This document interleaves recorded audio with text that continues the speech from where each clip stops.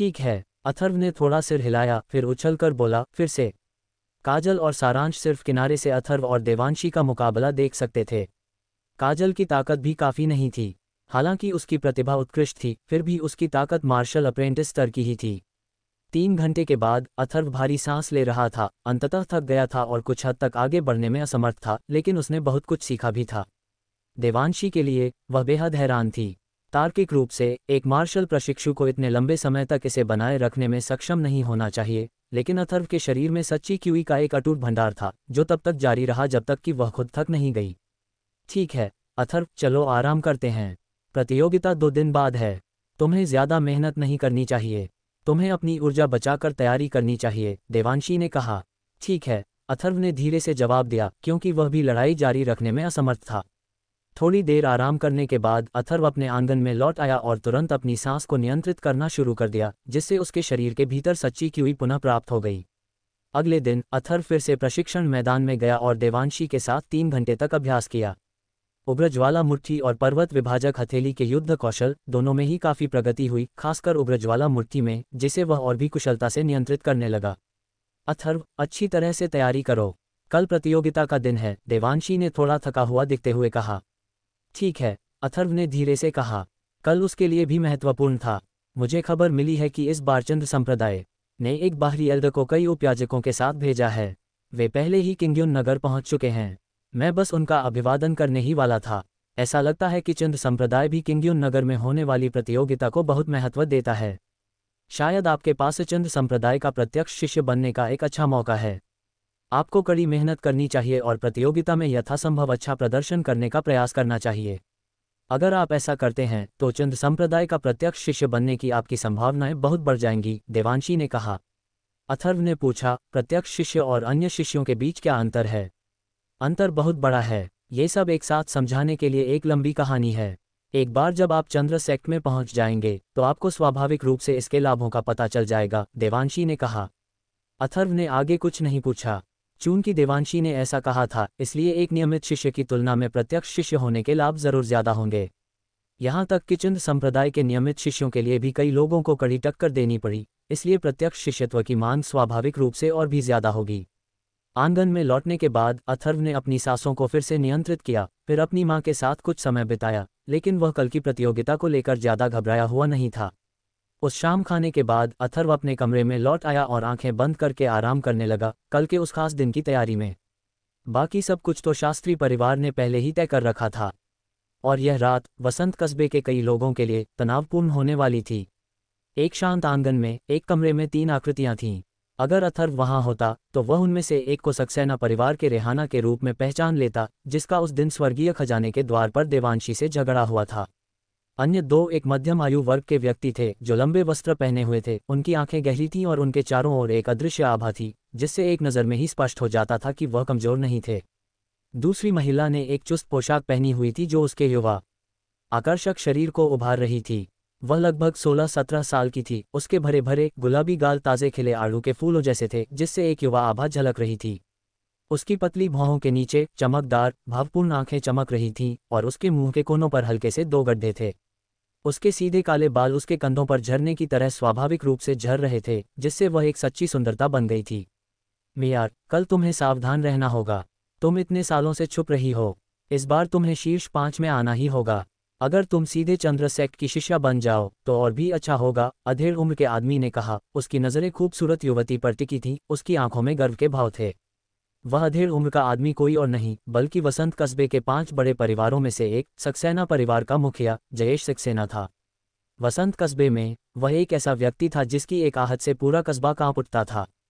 पापा, मुझे पता है, टॉप 5 में आना कोई मुश्किल नहीं होगा, उस खूबसूरत युवती ने हल्की सी मुस्कान के साथ कहा। उसके रूप में 3 भाग पवित्रता, 3 भाग सुंदरता, 3 भाग आकर्षण और 1 भाग मोह था।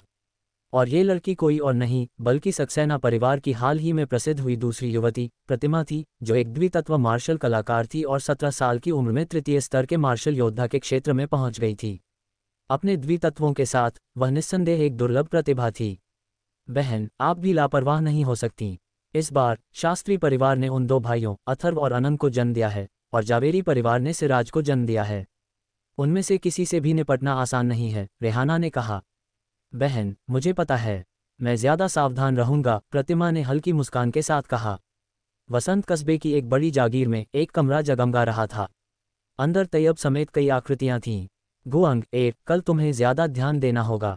इस बार मुझे उम्मीद नहीं थी कि दूसरे परिवार इतने प्रतिभाशाली लोग पैदा करेंगे। तुम इतने लंबे समय से छुप रही हो, कल तुम्हें उन सभी को दबाना होगा, पीले वस्त्र पहने एक आदमी ने धीरे से कहा। पिताजी, मैं कल अपनी पूरी ताकत लगा दूंगा और कपूर परिवार को शर्मिंदा नहीं करूंगा, तैयब जैसा ही दिखने वाला एक युवक बोला। उसकी उम्र भी लगभग 17 या 18 साल की रही होगी और उसकी शांत आंखों में आत्मविश्वास झलक रहा था। हम, शास्त्री परिवार और जावेरी परिवार बहुत खुश हैं। कल जब मेरा दूसरा भाई वहां जाएगा तो मुझे लगता है कि वे सब हक्के बक्के रह जाएंगे, तैयब ने हल्की हंसी के साथ कहा। वसंत कस्बे के कई लोगों के लिए ये रात तनावपूर्ण होने वाली थी। भोर होते ही वसंत कस्बे के लोग कस्बे के चौक की ओर बढ़ने लगे। आज बड़े परिवारों के बीच प्रतियोगिता कस्बे के बीच वाले चौक पर हो रही थी और अगर आप देर से पहुंचते तो आपको जगह नहीं मिलती। जब आसमान में हल्की सी रोशनी हुई तो चौक पहले से ही लोगों से खचाखच भरा हुआ था। एक नज़र में ही पता चल गया कि वहां कम से कम 10,000 लोग थे, पुरुष, महिलाएं, बूढ़े और जवान, और अभी भी बहुत से लोग आ रहे थे। अथर्व ने अपने शरीर से गंदी हवा बाहर निकाली, अपने हाथों की मुहरें हटा लीं, अपनी आंखें खोलीं और उसकी निगाहें झपक उठीं। मैं क्लाउड संप्रदाय में प्रवेश कर पाऊंगा या नहीं, यह आज पर निर्भर करता है, अथर्व ने धीरे से कहा, अपने शरीर में प्रचुर क्यूई को महसूस करते हुए। धीरे धीरे समय बीतता गया। आसमान में सूरज की रोशनी चमक रही थी। आज आसमान नीला, बादलों से रहित था और धूप गर्म थी, लेकिन झुलसाने वाली नहीं। कभी कभी हल्की हवा चलती, जिससे बसंत का तेज एहसास होता। सर्दी अभी अभी बीती थी और धरती फिर से गर्म होने लगी थी। एक सौंधी खुशबू भी पूरे वातावरण में फैल रही थी। चौक के आसपास भीड़ तो बहुत थी, लेकिन शोरगुल नहीं था। जैसे जैसे समय बीतता गया, हर कोई इस प्रतियोगिता में भाग लेने वालों के आने का बेसब्री से इंतजार कर रहा था, खासकर वे जिन्होंने अपनी पूरी किस्मत दांव पर लगा दी थी, जो बेचैनी से नतीजों का इंतजार कर रहे थे।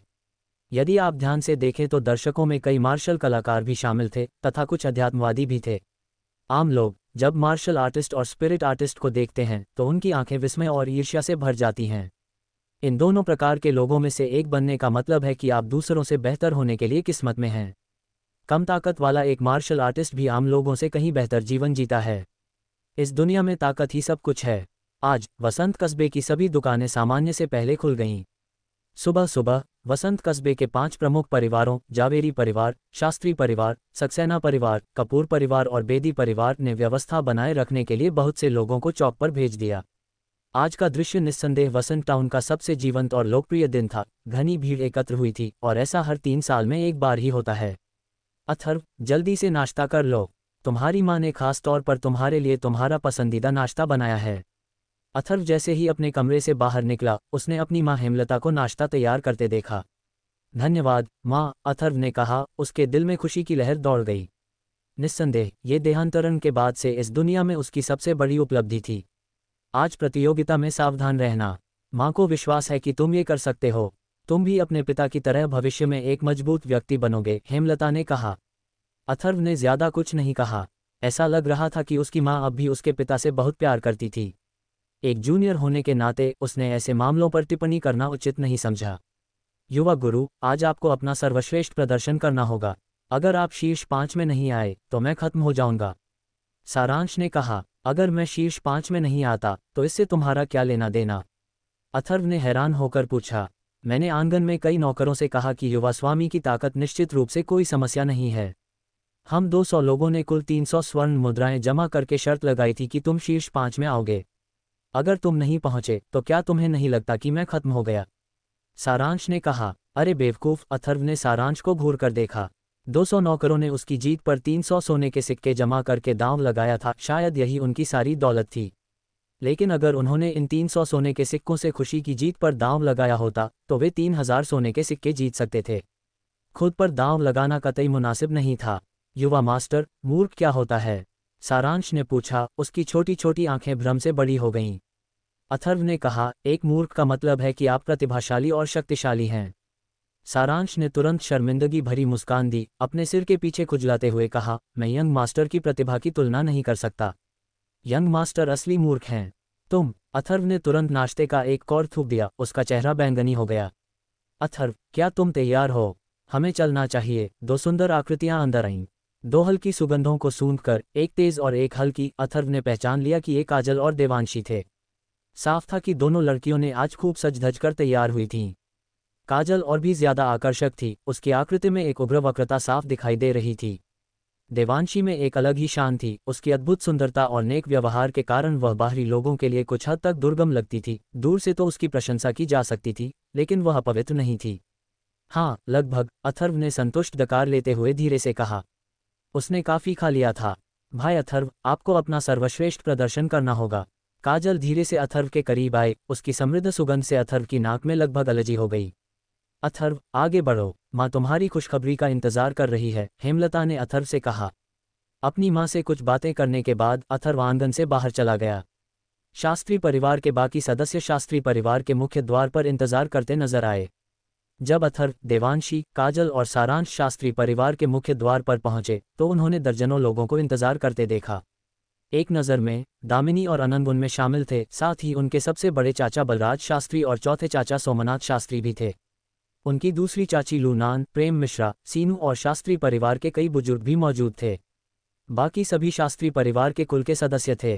अथर्व को देखकर अनंत के नथुनों से एक ठंडी खर्राट निकली। अथर्व के पास काजल को देखकर सीनू भी गंभीर लग रहा था। उसकी आंखों से लग रहा था कि सीनू को काजल से कुछ लगाव है। अथर्व, थोड़ा आराम करो, ज्यादा घबराओ मत, बलराज शास्त्री ने अथर्व से कहा। इस बार शास्त्री परिवार के अथर्व और अनंत को देखकर वह मन ही मन खुश हो गया। इस बार उन दोनों के लिए शीर्ष 5 में आना कोई समस्या नहीं होगी। अथर्व ने हल्के से सिर हिलाया। वह बिल्कुल भी घबराया नहीं था, आखिरकार उसने 2 जिंदगियां जी ली थीं, इसलिए उसकी सोच ऐसी ही थी। अगर वह टॉप 5 में न भी आए तो भी वह कोई और रास्ता निकाल ही लेगा। इन्हें संभाल कर रखना। बलराज शास्त्री ने सफ़ेद रिबन लगे 2 जेड टोकन निकाले और अथर्व को थमा दिए। उन पर अथर्व का नाम और उम्र लिखी थी। चलो चलें, सोमनाथ शास्त्री ने कहा। फिर शास्त्री परिवार के सदस्य धीरे धीरे बाहर निकल गए। मुख्य सड़क पर चलते हुए रास्ते में कई लोग शास्त्री परिवार के सदस्यों की ओर विस्मय और जिज्ञासा से देख रहे थे। सड़क के दोनों ओर कई खूबसूरत युवतियां खड़ी थीं, उनकी नज़रें अथर्व और अनंत पर टिकी थीं। वे आपस में कुछ फुसफुसा रही थीं। कभी कभी वे ऊपर देख लेती, उनकी आंखें शर्म और प्रशंसा से भरी होतीं। इन युवतियों को देखकर काजल ने तुरंत अपनी छाती फुला ली, सिर ऊंचा किया और अथर्व के साथ साथ चलने लगी, लगभग उससे चिपक गई, जिससे सड़क के दोनों ओर खड़ी कई युवतियां निराश हो गईं। उनकी शक्लें वाकई काजल के सामने कुछ भी नहीं थीं। सड़क पर कई युवा पुरुष भी अथर्व और अनंत को ईर्ष्या से देख रहे थे। बलराज शास्त्री ने रास्ते में कहा, इस बार पहले की तुलना में अधिक लोग आए हैं।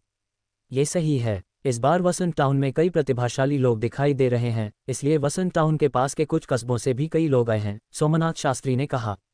शास्त्री परिवार के एक बुजुर्ग ने कहा, मुझे आश्चर्य है कि क्या इस बार प्रतियोगिता में कोई अज्ञात खिलाड़ी होगा। अगर ऐसा होगा तो ये दिलचस्प होगा। बलराज शास्त्री ने कहा, यहाँ पहले से ही बहुत सारे प्रतिभाशाली लोग मौजूद हैं, संभवतः किसी अन्य अज्ञात व्यक्ति का उभरना असंभव है, लेकिन यह असंभव भी नहीं है। अथर्व के होंठों पर हल्की सी मुस्कान आ गई। जहां तक उसे पता था, खुशी एक अनजान खिलाड़ी थी, है ना? उसे विश्वास था कि उस समय वह जरूर बहुतों को चौंका देगी। थोड़ी देर बाद अथर्व और शास्त्री परिवार के सदस्य चौक के प्रवेश द्वार पर पहुंच चुके थे। चौक के करीब पहुंचकर लगभग बंद प्रवेश द्वार देखकर अथर्व असहाय होकर अपना सिर हिलाए बिना नहीं रह सका। ये दुनिया उसके पिछले जीवन जैसी ही थी, चाहे आप कहीं भी जाएं, उत्साह देखने आने वाले लोग सबसे ज्यादा थे। चलो पीछे से अंदर चलते हैं, बलराज शास्त्री ने कहा। वसंत कस्बे के 5 बड़े परिवारों में से एक और भाग लेने वाले परिवार के रूप में पीछे की तरफ एक प्रवेश द्वार पहले ही खुला छोड़ दिया गया था। नमस्कार एल्डर। पीछे के द्वार पर पहुंचने पर शास्त्री परिवार के कुछ शिष्य पहले से ही उनका स्वागत करने के लिए वहां मौजूद थे। सभी लोग पिछले गेट से चौक के किनारे तक पहुंच गए। पिछला गेट काफी शांत था, लेकिन चौक के बाहर लोगों का सैलाब देखकर अथर्व, जो पहले शांत था, अब और शांत नहीं रह सका। वहां वाकई काफी लोग थे। एक नज़र में लोगों की संख्या उसके पिछले जीवन के किसी भी सेलिब्रिटी कॉन्सर्ट से भी ज्यादा थी, लगभग 10,000। बलराज शास्त्री, तुम अभी अभी क्यों आए हो? तभी शास्त्री परिवार के सदस्यों के सामने एक आकृति प्रकट हुई। वह व्यक्ति अधेड़ उम्र का था, हट्टा कट्टा, लंबा लबादा पहने हुए और असाधारण व्यवहार वाला। उसकी बाहें खासतौर पर ध्यान देने योग्य थीं, जो पूरी तरह से सफ़ेद थीं। इस व्यक्ति के पीछे 4 अन्य लोग थे, 3 पुरुष और 1 महिला, सभी अधेड़ उम्र के। उन 5 लोगों से निकलने वाली आभा साधारण नहीं थी। एल्डर भास्कर, आप इतनी जल्दी आ गए, बलराज शास्त्री ने हल्की मुस्कान के साथ कहा। आप ही देर से आए हैं। क्या ये आपके शास्त्री परिवार के अथर्व और अनंत हैं? अनुराग शास्त्री के बेटे वाकई उल्लेखनीय हैं, बैमेई नाम के व्यक्ति ने अथर्व और अनंत को देखते हुए कहा। शिष्य एल्डर भास्कर को नमस्कार करता है। देवांशी तुरंत बैमेई के सामने गया और झुककर प्रणाम किया। देवांशी, क्या तुम पिछले कुछ महीनों से आलसी हो गए हो? इस बार जब तुम वापस जाओगे तो तुम्हारे पास प्रत्यक्ष शिष्य बनने का एक बड़ा मौका है। तुम्हें कड़ी मेहनत करनी होगी, मुझे तुमसे बहुत उम्मीदें हैं, बैमेई ने हल्की मुस्कान के साथ कहा। शिष्य आलसी होने की हिम्मत नहीं करेगा, देवांशी ने उत्तर दिया।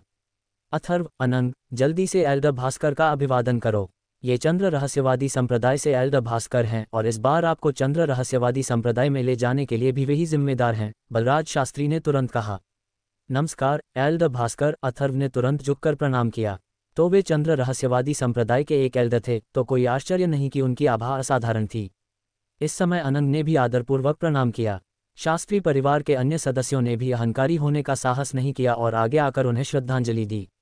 चंद्र रहस्यवादी संप्रदाय के वरिष्ठों के सामने वे उन्हें अपमानित करने का साहस नहीं कर सके। तुम अथर्व होगे, एक 3 एलिमेंट मार्शल आर्टिस्ट, बुरे नहीं। तुम्हारी प्रतिभा उस लड़की से बस थोड़ी कम है। मुझे तुमसे बहुत उम्मीदें हैं, बैमेई ने अथर्व की ओर देखते हुए कहा। मैं अपनी पूरी कोशिश करूंगा सर, अथर्व ने धीरे से कहा। उसका व्यवहार न तो विनम्र था और न ही अभिमानी। अथर्व के आचरण और व्यवहार को देखकर एल्डर भास्कर ने मन ही मन सिर हिलाया। एल्डर भास्कर द्वारा अथर्व की प्रशंसा सुनकर अनंत और दामिनी दोनों के चेहरे पर कुछ अप्रिय भाव आ गए, लेकिन उन्होंने कुछ भी कहने की हिम्मत नहीं की। बड़े भास्कर, क्या अन्य परिवार आ गए हैं?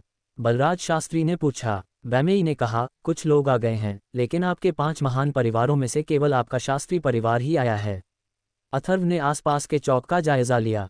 इस समय चौक के बाहर 5 महाकुलों के कई लोग व्यवस्था बनाए हुए थे। इतने सारे लोगों के साथ, और उनमें कई मार्शल आर्ट के जानकार भी थे, अगर कोई उपद्रव हुआ तो परेशानी हो सकती थी, इसलिए 5 महाकुलों ने लापरवाही बरतने की हिम्मत नहीं की। व्यवस्था बनाए रखने वाले इन सभी लोगों में प्रथम स्तर के मार्शल शिष्यों से भी अधिक शक्ति थी, वे सच्चे मार्शल कलाकार थे। अथर्व ने यह भी देखा कि शास्त्री परिवार और अन्य परिवारों में कई मार्शल मास्टर्स भी थे, जो कुछ हद तक 5 महान परिवारों की शक्ति का भी प्रतिनिधित्व करते थे। अथर्व, अनंत, अंदर जाओ। ध्यान रखना, लापरवाही मत करना, बलराज शास्त्री ने दोनों से कहा। आगे एक संकरा रास्ता था और सिर्फ प्रतियोगिता में भाग लेने वाले ही अंदर जा सकते थे। अथर्व ने सिर हिलाया और छोटे से प्रवेश द्वार से अंदर दाखिल हुआ और अब वह आधिकारिक तौर पर चौक पर था। उसने एक नज़र पूरे इलाके पर डाली। चौक गोलाकार था और चौक के दोनों ओर हजारों कुर्सियां थीं, जिनमें से ज्यादातर पहले से ही भरी हुई थीं। ध्यान से देखने पर अथर्व आसानी से अंदाजा लगा सकता था कि वे वसंत कस्बे के कुछ प्रभावशाली लोग थे। शेष सीटें 5 महान परिवारों के लोगों के लिए आरक्षित होनी चाहिए और उसके पीछे एक पत्थर के मंच पर 10 से अधिक प्रमुख और बहुत अधिक शानदार अतिथि सीटें थीं, जो कि न्यायाधीशों के पैनल का स्थान होना चाहिए। रास्ते में देवांशी ने अथर्व को यह भी बताया था कि इस बार न्यायाधीशों में चंद्र रहस्यवादी संप्रदाय के बुजुर्ग और उपयाजक शामिल होंगे, साथ ही वसंत टाउन के 5 महान परिवारों के लोग भी शामिल होंगे। इस समय चौक में 30 युवक युवतियां पहले से ही चौक के एक कोने में खड़े थे। सभी चुपचाप पत्थर की कुर्सियों पर बैठे प्रतियोगिता शुरू होने का इंतजार कर रहे थे। जब अथर्व और अनंत प्रकट हुए तो कुछ ही लोगों ने अपनी आंखें खोलीं और उनकी ओर देखा। अथर्व ने इन लोगों की आभा देखी। उनमें से आधे से ज्यादा लोगों में प्रथम स्तर के मार्शल सैनिक जैसी शक्ति थी, जबकि एक छोटा हिस्सा केवल 8वें या 9वें स्तर के मार्शल शिष्यों जैसा था। मार्शल सैनिक जैसी शक्ति वाले लोग भी लगभग 19 या 20 साल के थे और वे सभी छोटे परिवारों से आए शिष्य थे। ठीक इसी समय कुछ और युवक युवतियां प्रवेश द्वार पर आए, वे सभी इस प्रतियोगिता में भागीदार होने चाहिए।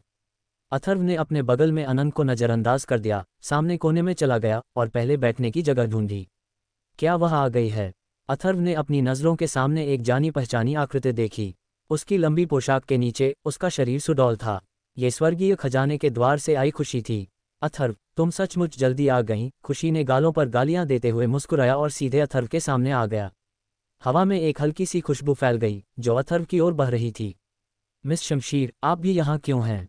यहाँ बैठिए। खुशी को देखकर अनंत तुरंत आश्चर्यचकित हो गया और फिर चापलूसी करते हुए खड़ा हो गया। युवा मास्टर शास्त्री, इतना विनम्र होने की कोई आवश्यकता नहीं है। मैं अथर्व के पास बैठूंगा, हमारे लिए बात करना सही रहेगा, खुशी ने शांत मुस्कान के साथ विनम्रता से कहा और फिर अथर्व के बगल में एक खाली सीट पर बैठ गया। अनंत ने अथर्व को घूरा। ऐसा लग रहा था जैसे वह सोच रहा हो कि अथर्व खुशी को कैसे जानता है, और उसके चेहरे पर एक ठंडापन छा गया। मिस खुशी, छाया कहाँ है? अथर्व ने धीरे से पूछा। वह नौकरानी छाया हमेशा खुशी के साथ रहती थी। अजीब बात थी कि आज उसने उसे नहीं देखा। वह आगे वाली सीट पर है। वहीं खुशी ने हल्की सी मुस्कुराहट के साथ आंखों से आगे वाली सीट की ओर इशारा किया। अथर्व ने उसकी निगाहों का पीछा किया और देखा कि आगे वाली पंक्ति में नौकरानी छाया और डीकन देव दोनों मौजूद थे। इसी दौरान अथर्व का ध्यान एक आकृति पर गया। उसने देखा कि प्रवेश द्वार के बाहर हरे रंग का लबादा पहने एक युवक उसी कोने की ओर देख रहा था जहां वह खड़ा था। उस युवक के पीछे अथर्व ने उन्हें पहचान लिया। वे जावेरी परिवार के लग रहे थे। ये जावेरी परिवार से सिराज है। वह एक आत्मा गुरु है। आमतौर पर वह जावेरी परिवार के मुख्य द्वार से बाहर भी नहीं निकलता है, खुशी ने अथर्व के पास कहा। अथर्व ने इस सिराज को देखा। उसका रंग गोरा और शरीर दुबला पतला था, लेकिन उसकी आंखें गहरी थीं। उसे ऐसे व्यक्ति के रूप में देखा जाना चाहिए जिससे खिलवाड़ न किया जाए। इसी समय जावेरी परिवार के कुछ लोगों ने सिराज के कान में कुछ कहा और फिर सिराज और एक अन्य युवक प्रवेश द्वार में चले गए। आभा मंडल से दूसरा युवक भी काफी अच्छा लग रहा होगा। मिस शमशीर, मैंने सुना है कि आपने भी प्रतियोगिता में भाग लिया था।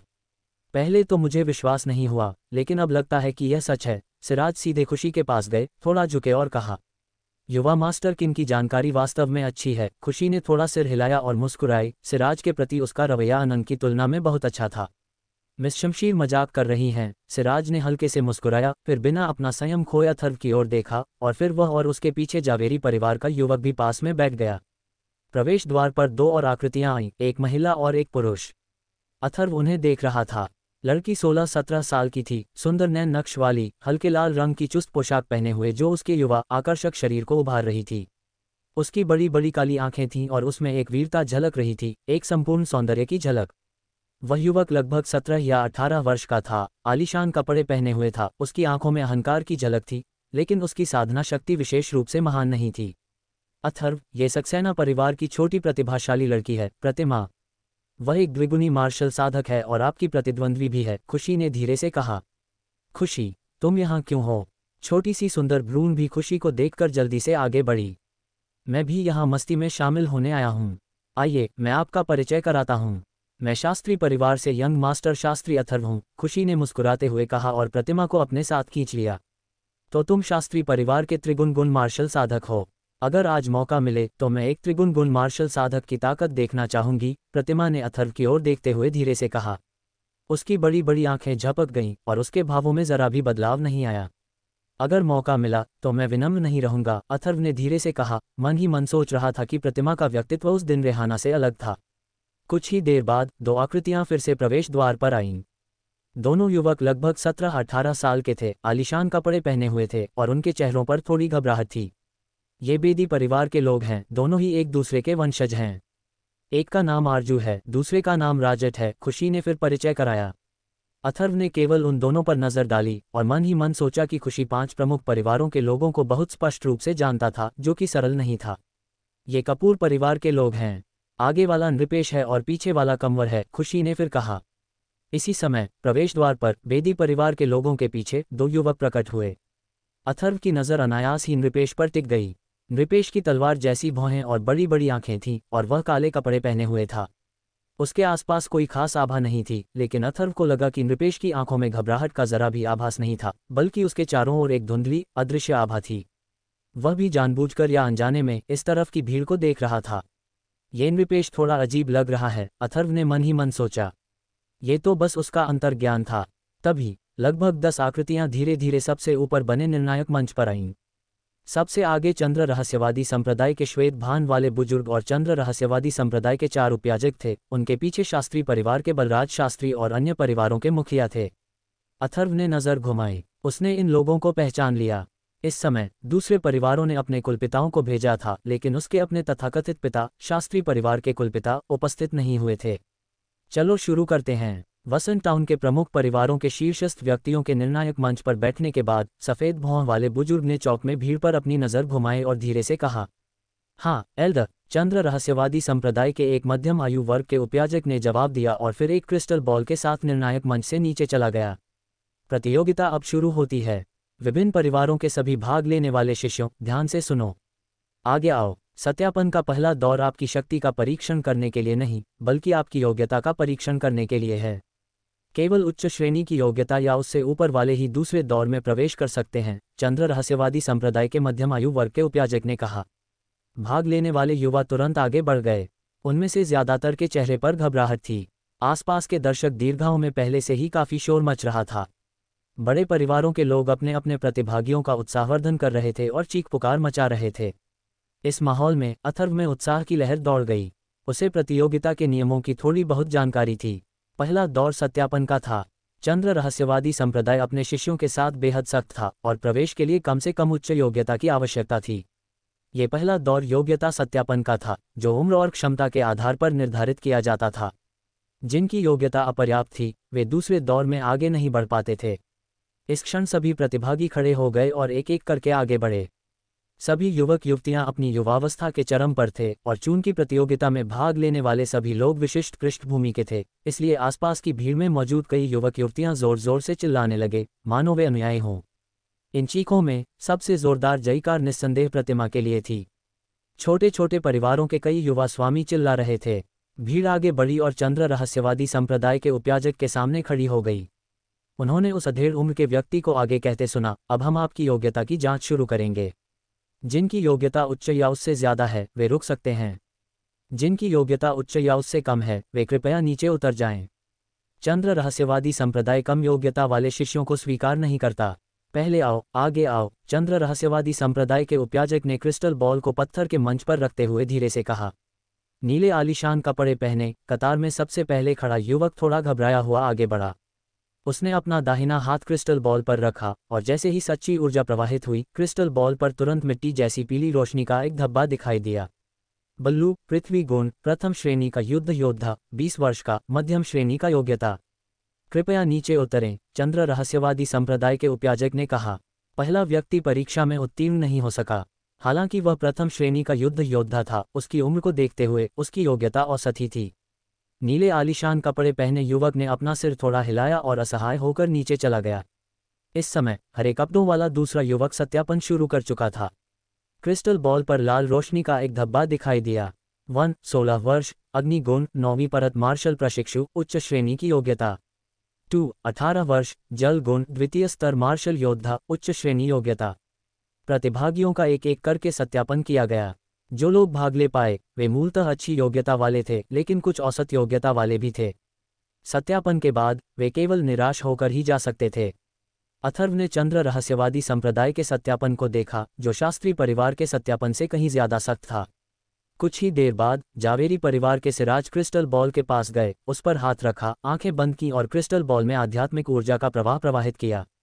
तुरंत ही क्रिस्टल बॉल पर एक अजीब और चमकदार रोशनी प्रकट हुई और उसके चारों ओर आध्यात्मिक ऊर्जा का एक उभार कांपने लगा। सिराज, 18 वर्षीय, तृतीय स्तर के आत्मा गुरु, सीधे चंद्र रहस्यवादी संप्रदाय में प्रवेश कर सकते हैं, चंद्र रहस्यवादी संप्रदाय के उपयाजक ने ऊंची आवाज में कहा। सिराज की ओर उसकी आंखों का भाव कुछ अलग था।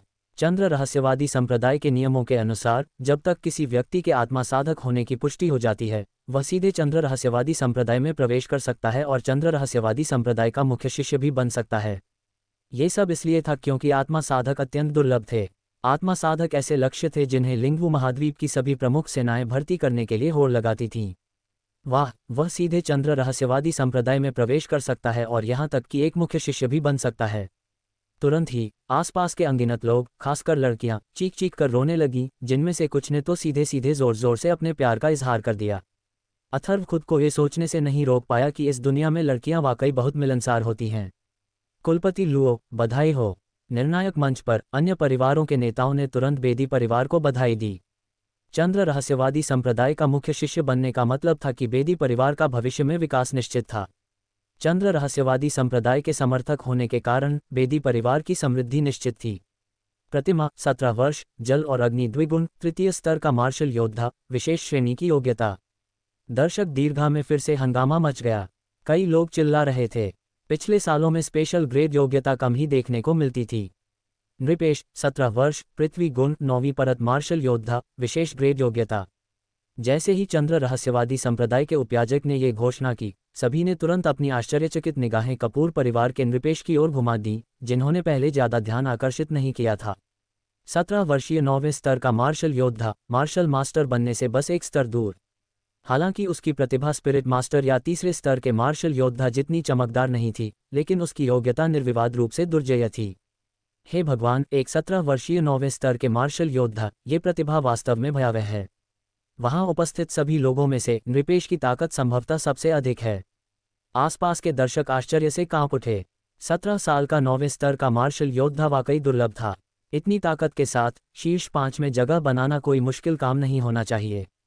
कुलपति कपूर, आपका कपूर परिवार वास्तव में अपनी ताकत को अच्छी तरह से छुपाता है। निर्णायक मंडल में अन्य परिवार प्रमुखों ने पीले वस्त्र पहने एक मध्यम आयु वर्ग के व्यक्ति को आश्चर्य से देखते हुए कहा। सक्सेना परिवार के मुखिया जयेश सक्सेना ने कहा, कुलपति कपूर, आपने सचमुच हमें आश्चर्यचकित कर दिया है। कुलपति यांग, प्रतिमा भी अपनी ताकत अच्छी तरह छुपाती है, बस अब खुद को एक द्वितत्व वाली मार्शल योद्धा के रूप में प्रकट कर रही है। मैं कुछ नहीं कर सका, माफ कीजिए, पीले वस्त्र वाले व्यक्ति ने मुस्कुराते हुए कहा। उसके चेहरे पर गर्व का भाव था। उसके बेटे ने इसी दिन के लिए इतने लंबे समय तक अपनी धार छिपाए रखी थी। इस प्रतियोगिता में इस नृपेश को एक छुपे हुए घोड़े के रूप में देखा जाना चाहिए, अथर्व ने मन ही मन सोचा। एक 9वें स्तर का मार्शल योद्धा, इस ताकत में बहुत कम लोग उसका मुकाबला कर पाएंगे। अनंत, 16 वर्ष, पृथ्वी और लकड़ी दोहरे तत्व, तीसरे स्तर के मार्शल योद्धा, विशेष ग्रेड प्रतिभा। इसके बाद अनंत ने परीक्षण करवाया और परिणाम शास्त्री परिवार द्वारा मापे गए परिणाम से भिन्न नहीं थे। विशेष श्रेणी की प्रतिभा वाले एक द्वितत्व मार्शल योद्धा ने तुरंत ही हलचल मचा दी। बाहरी क्षेत्र में शास्त्री परिवार के कई सदस्य उत्साह से चीख रहे थे। दामिनी, लूनान, प्रेम मिश्रा और बाहरी सीटों पर बैठे अन्य लोगों के चेहरे पर भी मुस्कान थी। बलराज शास्त्री, इस बार आपका शास्त्री परिवार भी काफी प्रभावशाली है। पैनल के जज टिप्पणी करने से खुद को रोक नहीं सके। आखिरकार अथर्व की बारी आई। अथर्व धीरे से आगे बढ़ा और अपना दाहिना हाथ क्रिस्टल बॉल पर रख दिया। इस बार अथर्व तैयार था। उसने सभी 5 तत्वों को सक्रिय नहीं किया, केवल वायु, अग्नि और पृथ्वी तत्वों को, जिन्हें उसने पहले ही प्रकट कर दिया था। उन्होंने क्रिस्टल बॉल में अपनी सच्ची क्यूई इंजेक्ट की और तुरंत क्रिस्टल बॉल पर 3 अलग अलग रंग की रोशनियां दिखाई दीं। कुछ ताकत छिपाना ही बेहतर है, अथर्व ने मन ही मन सोचा। वह इस समय 4थे स्तर के मार्शल योद्धा के चरण में था। पिछली बार जब शास्त्री परिवार ने उसकी परीक्षा ली थी, तब वह केवल तीसरे स्तर का मार्शल योद्धा था। अब वह अपनी ताकत पूरी तरह छिपा सकता था। तीसरे और चौथे स्तर के मार्शल योद्धा के बीच का अंतर कम नहीं था। अपने हाथ में सच्ची क्यूई को नियंत्रित करते हुए अथर्व ने उसे अपने मूल तृतीय स्तरीय मार्शल योद्धा स्तर तक ही सीमित रखा। वैसे भी अंकल नील ने कहा था कि ये न्यांग आत्मा मार्शल आर्ट के साथ आम लोग उसके साधना स्तर को नहीं समझ पाएंगे। अथर्व, 16 वर्ष, पृथ्वी, अग्नि और वायु त्रितत्व मार्शल योद्धा, तीसरे स्तर का मार्शल योद्धा, शीर्ष ग्रेड प्रतिभा। चंद्र रहस्यवादी संप्रदाय का अधेड़ उपयाजक भावुक हुए बिना नहीं रह सका। एक त्रितत्व योद्धा, अपने पूरे जीवन में उसने केवल एक ही योद्धा को जाना था। चंद्र रहस्यवादी संप्रदाय में भी केवल वही राक्षसी प्रतिभा त्रितत्व योद्धा थी। एक त्रितत्व मार्शल योद्धा और शीर्ष ग्रेड प्रतिभा के साथ भीड़ में एक बार फिर कोलाहल मच गया। यह कोलाहल जावेरी परिवार के आत्मा गुरु के प्रकट होने के समान ही था, यदि उससे भी अधिक नहीं। त्रितत्व वाला मार्शल योद्धा सचमुच एक दुर्लभ दृश्य था। बलराज शास्त्री, इस बार तुम्हारा शास्त्री परिवार सचमुच असाधारण है। अनुराग शास्त्री के दोनों बेटों में अद्भुत प्रतिभा है। निर्णायक मंडल में मौजूद विभिन्न परिवारों के मुखिया भी आश्चर्यचकित थे। वे सबसे अच्छी तरह जानते थे कि त्रितत्व वाला मार्शल योद्धा क्या दर्शाता है। अथर्व को फिर से हलचल मचाते देख अनंत, जो ज्यादा दूर नहीं था, का चेहरा उदास था। उसकी आंखें ठंड से भरी हुई थीं। आखिरी वाला, खुशी, अधेड़ उम्र के डीकन ने कहा। इस समय तक सिर्फ खुशी का ही परीक्षण नहीं हुआ था। अथर्व भी थोड़ा उत्सुक था। वह खुशी की असलियत नहीं समझ पा रहा था और उसे समझ नहीं आ रहा था कि वह किस मुकाम पर पहुंच गई है। खुशी हल्के कदमों से धीरे धीरे क्रिस्टल बॉल के पास पहुंची। उसने अपनी आस्तीन से अपनी गोरी कलाई बाहर निकाली और उसका पतला जैद जैसा हाथ धीरे से क्रिस्टल बॉल पर टिका दिया। तुरंत ही क्रिस्टल बॉल पर एक चमकदार नीली रोशनी प्रकट हुई। चंद्र रहस्यवादी संप्रदाय के उपयाजक ने कहा, खुशी, 18 वर्ष का, जल तत्व 9वें स्तर का मार्शल योद्धा, उत्कृष्ट प्रतिभा वाला। 9वें स्तर का मार्शल योद्धा। अथर्व को बस थोड़ा सा आश्चर्य हुआ। उसे पहले ही अंदाजा हो गया था कि खुशी असाधारण है। 9वें स्तर की मार्शल योद्धा, नृपेश से कुछ अलग नहीं। वहां मौजूद लोगों में से बहुत कम लोग उसकी ताकत का मुकाबला कर पाएंगे। एक और 9वें स्तर का मार्शल योद्धा। इस बार शीर्ष 5 के लिए प्रतिस्पर्धा काफी कड़ी लग रही है, कई लोगों ने चर्चा की। इस बार कई ऐसे व्यक्ति थे जिनमें बेहद मजबूत प्रतिभा थी। और अब चंद्र रहस्यवादी संप्रदाय के 5 स्थानों में से सिराज ने एक स्थान पहले ही ले लिया था और केवल 4 ही बचे थे। भीड़ में 4 से अधिक लोग थे जिनमें अत्यंत प्रतिभा और ताकत थी, इसलिए प्रतिस्पर्धा अपरिहार्य थी। बड़े भास्कर, तियानबाओ गेट ने पिछले वर्षों में कभी भाग नहीं लिया है। इस बार खुशी प्रतियोगिता में क्यों भाग ले रहा है? सक्सेना परिवार के मुखिया जयेश सक्सेना ने निर्णायक मंडल से पूछा। मुझे भी नहीं पता। तियानबाओ गेट की मिस शमशीर जो भाग ले रही थी, उन्हें संप्रदाय द्वारा प्रशिक्षित किया गया था। इस बार वसंत कस्बे में काफ़ी अच्छे पौधे हैं, मेरा व्यक्तिगत रूप से आना व्यर्थ नहीं गया। इस बार इतने सारे अत्यंत प्रतिभाशाली लोगों को देखकर एल्डर भास्कर की आंखों में मुस्कान आ गई। खासकर इस बार वहां एक आत्मा गुरु, एक त्रितत्व मार्शल योद्धा और 2 द्वितत्व मार्शल योद्धा थे। ये सभी पौधे 10,000 में से चुने गए थे। अथर्व ने उपस्थित प्रतिभागियों की ओर देखा। पहले राउंड के बाद अथर्व ने चारों ओर देखा। पहले 52 प्रतिभागी थे, लेकिन अब केवल 38 ही बचे थे। 14 प्रतिभागी पहले राउंड में ही बाहर हो गए थे। बाकी 38 लोगों में कम से कम उच्च श्रेणी या उससे ऊपर की प्रतिभा थी, लेकिन उनकी क्षमता अलग अलग थी, कुछ ज्यादा कुछ कम। उच्च प्रतिभा का मतलब जरूरी नहीं कि मजबूती भी हो। अब दूसरा दौर शुरू होता है। क्या तुम मेरे पीछे पत्थर का मंच देख रहे हो? ऊपर जाते समय तुम आज़ादी से हमला कर सकते हो, लेकिन याद रखना कि किसी को मारना नहीं है, वरना तुम अयोग्य घोषित कर दिए जाओगे। बचे हुए आखिरी 8 खिलाड़ी तीसरे दौर में प्रवेश करेंगे। अब ऊपर जाओ, चंद्र रहस्यवादी संप्रदाय के उपयाजक ने कहा। सभी ने पहले ही चंद्र रहस्यवादी संप्रदाय के पुजारी के पीछे पत्थर के मंच को देखा था, जो लगभग 2 मीटर ऊंचा था और बहुत बड़ा नहीं था, केवल लगभग 200 वर्ग मीटर का। हुश हुश हुश। चंद्र रहस्यवादी संप्रदाय के उपयाजक के बोलते ही कई आकृतियां उछलकर सीधे पत्थर के मंच की ओर चल पड़ीं। ऐसा लग रहा था कि सभी को दूसरे दौर के नियम पहले से ही पता थे। ऐसा कहा जाता था कि केंद्र के पास खड़े होने से आखिरी व्यक्ति होने की संभावना बहुत बढ़ जाती है। खुशी, मैं ऊपर जा रही हूँ, प्रतिमा ने धीरे से कहा और तुरंत उछल पड़ी। उसकी हल्की लाल रंग की सजी हुई पोशाक के नीचे उसका सुंदर और युवा शरीर लिपटा हुआ था। वह पत्थर के चबूतरे पर कूद पड़ी और जैसे ही वह जमीन पर उतरने वाली थी, एक लाल सच्चीची ने उसके शरीर को ढंक लिया। उसका शरीर 90 डिग्री के चाप में घूम गया और अंततः अनगिनत गर्म निगाहों के बीच वह पत्थर के चबूतरे के बीच में उतरी। नृपेश ने प्रतिमा की ओर देखा, उसकी अभिव्यक्ति थोड़ी डूब गई। उसका शरीर सच्ची क्यूई से कांप उठा और वह उछलकर सीधे पत्थर के चबूतरे पर चढ़ गया। उसका शरीर एक हिमकण जैसा था, जो अंततः घूमकर नीचे उतरा। उसकी मुद्रा इतनी हल्की थी मानो वहां कुछ भी न हो।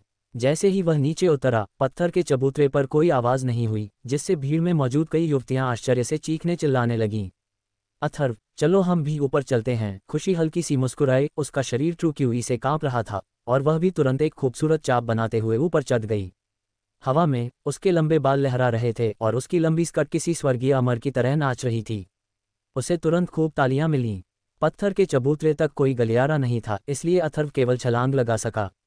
उसका शरीर ट्रू क्यूई से कांप उठा और उसने अपने पैर से जमीन को धक्का दिया और तुरंत पत्थर के चबूतरे पर छलांग लगा दी। और ठीक इसी क्षण अनंत की आंखें ठंड से चमक उठीं और उसका शरीर बिजली की तरह उछल पड़ा और जानबूझकर अथर्व की ओर भारी रूप से टूट पड़ा। जैसे ही वह हवा में था, अनंत उसके पास से गुजरा और अथर्व ने तुरंत एक अदृश्य शक्ति को अपनी ओर आते हुए महसूस किया। उस क्षण अनंत ने अपनी हथेली उसकी छाती पर मार दी थी। अचानक से हवा में ही अथर्व बच निकलने के लिए बस अपना शरीर घुमा ही सकता था। हालांकि बिना तैयारी के उसकी गति बहुत धीमी थी। हवा का एक झोंका उसके कंधे पर लगा। शुक्र है अनंत ने छिपकर वार किया था और ज्यादा जोर लगाने की हिम्मत नहीं की, बस अथर्व को भद्दा दिखाने की कोशिश कर रहा था। हवा के इस झोंके ने अथर्व को जमीन पर गिरा दिया। धिक्कार है, अथर्व ने गाली दी। अनगिनत आंखों की निगाहों के नीचे उसका शरीर अचानक गिर पड़ा। पत्थर का चबूतरा ज्यादा ऊंचा नहीं था, सिर्फ 2 मीटर। उस पल बाहर वालों को बस अथर्व की क्षणिक भूल दिखाई दी, जो हवा में से गिरकर मानो सिर के बल जमीन पर गिरने ही वाला था कि उसके पैर हवा में ही रह गए। ठीक उसी समय जब अथर्व का सिर जमीन से टकराने ही वाला था, एक हथेली का निशान पत्थर की पटिया पर आकर टकराया। नंगी आंखों से दिखाई देने वाली एक हल्की पीली सच्ची ऊर्जा बाहर निकली और तुरंत ही पत्थर की पटिया पर एक दरार फैल गई। उसी समय एक प्रतिक्षेपक बल बाहर निकला। ऊर्जा की प्रतिक्रियाशील शक्ति का उपयोग करते हुए अथर्व का तेजी से नीचे उतरता शरीर अचानक रुक गया। तुरंत एक दूसरा हथेली का निशान बाहर निकला और पत्थर की पटिया पर दरारों का एक और क्षेत्र दिखाई दिया। फिर उसका शरीर ऊपर की ओर उछला और हवा में ही वह अचानक 360 डिग्री घूमकर अपनी सामान्य मुद्रा में आ गया। इस क्षण अथर्व ने अपनी बाहें फैला दी और उसकी असली ऊर्जा उसके पूरे शरीर में कंपन कर उठी। अपनी बाहों के संतुलन का उपयोग करते हुए उसका शरीर एक बाज की तरह नीचे झपटा। उसकी पैनी नजर अथर्व पर टिकी हुई थी, लेकिन ये बस एक पल के लिए ही था। अथर्व ने अपनी भुजाओं और सच्ची ऊर्जा का इस्तेमाल करके अपने शरीर को पूरी तरह से नियंत्रित किया और पत्थर के मंच के ठीक बीचों बीच उतर गया। पूरे दर्शकों की हैरानी भरी निगाहों के सामने किसी ने भी यह उम्मीद नहीं की थी कि अथर्व ने हवा में ही एक हल्के पीले रंग का हथेली का निशान भी बना दिया होगा। मेरे रास्ते से हट जाओ। हथेली के निशान का लक्ष्य एक छोटे परिवार का युवक था, जिसके पास केवल प्रथम स्तर के मार्शल योद्धा की ताकत थी। यह युवक अथर्व की चाल और मुद्रा देखकर अभी आश्चर्यचकित ही था कि अचानक उसने दूसरे पक्ष को उस पर हमला करते देखा। तभी उसे खतरे का एहसास हुआ। अचानक चौंक कर उसने भी हमले का सामना करने के लिए अपनी हथेली का निशान बनाया। दोनों सेनाओं के टकराने पर एक धमाका गूंज उठा, हवा का एक झोंका आया। छोटे से परिवार का वह युवक तुरंत 10 कदम से ज्यादा पीछे हटकर जमीन पर गिर पड़ा, जबकि वह जिस अच्छी जगह पर पहले बैठा था वह अब अथर्व ने शान से ले ली थी। उसने हल्के से अपने हाथों से धूल झाड़ी और शांति से खड़ा हो गया। सच्ची ऊर्जा पर उसका नियंत्रण गहन स्तर पर पहुंच गया है। ये बच्चा सरल नहीं है, सफ़ेद भौहों वाले बुजुर्ग ने यह दृश्य देखते हुए प्रशंसा की। रेफरी के स्टैंड पर बलराज शास्त्री भी हल्के से मुस्कुराया। उसने स्वाभाविक रूप से अथर्व का प्रदर्शन देखा। बाकी 30 से ज्यादा प्रतियोगी भी बहुत हैरान थे। बहुत शक्तिशाली, अद्भुत, इतना सुंदर। ये दृश्य देखकर कई दर्शक मार्शल आर्ट के जानकार थे और अपनी कला में निपुण थे। उन्होंने तुरंत जोर से जयकारे लगाए और कुछ युवतियां भी बार बार चीखने लगीं। अनंत को उम्मीद नहीं थी कि अथर्व का अपमान करने की उसकी कोशिश बदले में अथर्व को फिर से सुर्खियां बटोरने का मौका देगी। उसका चेहरा बेहद बदसूरत हो गया। हालांकि ये सब एक पल में हुआ। इस क्षण पूरे पत्थर के मंच पर कई आकृतियां हिलने लगी थीं। हमला करो! तुरंत ही दर्जनों लोग भिड़ गए। चंद्र रहस्यवादी संप्रदाय के उपयाजक ने पहले ही कह दिया था कि वे पत्थर के मंच पर खुलकर लड़ सकते हैं। भीड़ ने जरा भी संकोच नहीं किया। अंत में केवल 8 लोग ही बचेंगे और पहले आगे बढ़ने से उन्हें ज्यादा फायदा होगा। मार्शल शिष्य जैसी ताकत वालों की हिम्मत है ऊपर आने की। खुद को ज्यादा आंक रहे हो, नीचे उतर जाओ! प्रतिमा चिल्लाए। उसका शरीर पत्थर के चबूतरे पर चला गया और उसके जैद हाथ से लपटे लिए हुए एक ताड़ का निशान 9वें स्तर के मार्शल शिष्य जैसी ताकत वाले एक युवक की ओर टूट पड़ा। इस युवक का कोई मुकाबला नहीं था। उसने प्रतिरोध करने के लिए अपनी हथेली से कुड़ी, लेकिन प्रतिमा ने उसे तुरंत उड़ा दिया। वह पत्थर के चबूतरे के किनारे से ज्यादा दूर नहीं था और उसका शरीर पत्थर के चबूतरे से नीचे गिर पड़ा। एक मार्शल शिष्य और एक मार्शल योद्धा के बीच का अंतर मामूली नहीं था। युवक की प्रतिभा अच्छी मानी जा सकती थी, लेकिन प्रतिभा का मतलब ताकत नहीं होता। Bang bang! पत्थर का मंच पहले से ही आकृतियों से अस्त व्यस्त था। कई प्रतियोगी आपस में भिड़ रहे थे। ऊर्जा के झोंके हवा में तेजी से फैल रहे थे और देखते ही देखते और भी लोग मंच से नीचे गिर पड़े। हालांकि इस अराजक लड़ाई के बीच एक अजीबोगरीब घटना घटी। खुशी, नृपेश, अनंग, अथर्व और प्रतिमा को किसी ने भी सक्रिय रूप से उकसाया नहीं। प्रतिभा परीक्षण के दौरान सभी एक दूसरे की ताकत के स्तर को जानते थे। अगर उनकी ताकत पर्याप्त नहीं होती तो उन्हें उकसाने की हिम्मत कौन करता। बात बस इतनी थी कि जहां दूसरे लोग प्रतिमा को उकसाते नहीं थे, वहीं उसे दूसरों को उकसाना पसंद था। एक पल में उसका दूसरा प्रतिद्वंदी, जो पहले स्तर के मार्शल योद्धा स्तर का एक युवक था, बेदी परिवार का लग रहा था। उसने तुरंत मंच से नीचे गिरा दिया। टकराना! पूरे पत्थर के मंच पर ऊर्जा के टकराने की आवाज़ें अंतहीन थीं। इस अफरा तफरी में कई लोगों को पता ही नहीं चला कि वे मंच से कैसे उड़ गए। एक एक करके वे बस मन ही मन अपनी बदकिस्मती को कोस रहे थे।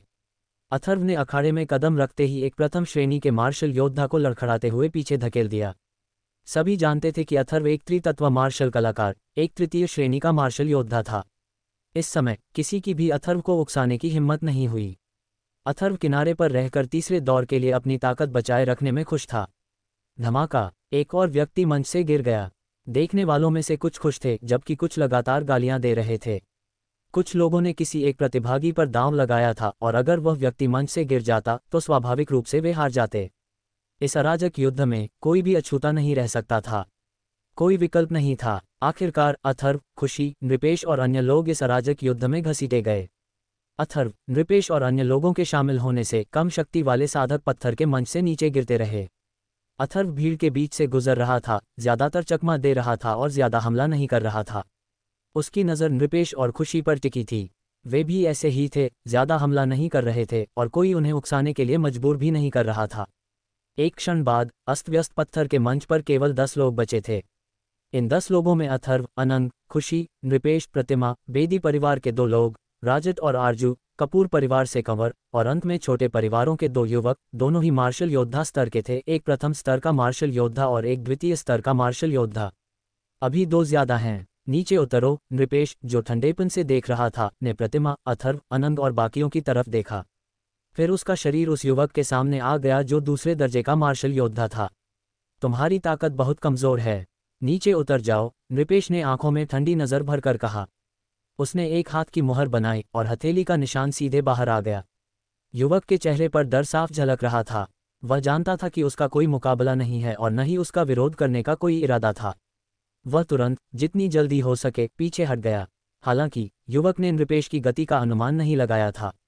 एक तेज आवाज हुई और हथेली का निशान तुरंत उसके सामने आ गया, जिससे उसका शरीर नीचे की ओर उड़ गया। तुम्हारी ताकत भी पर्याप्त नहीं है, यहां से नीचे उतर जाओ।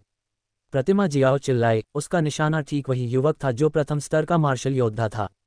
मैं खुद नीचे जाऊंगा। युवक ने बहुत पहले ही प्रतिमा की ताकत देख ली थी और जानता था कि उसकी अपनी ताकत पूरी तरह से अपर्याप्त है। इसके अलावा अखाड़े में बचे सभी लोग शक्तिशाली अभ्यासी थे और वह अंत तक टिक नहीं सकता था। बेहतर होगा कि होशियारी से काम लिया जाए और सीधे नीचे उतरा जाए।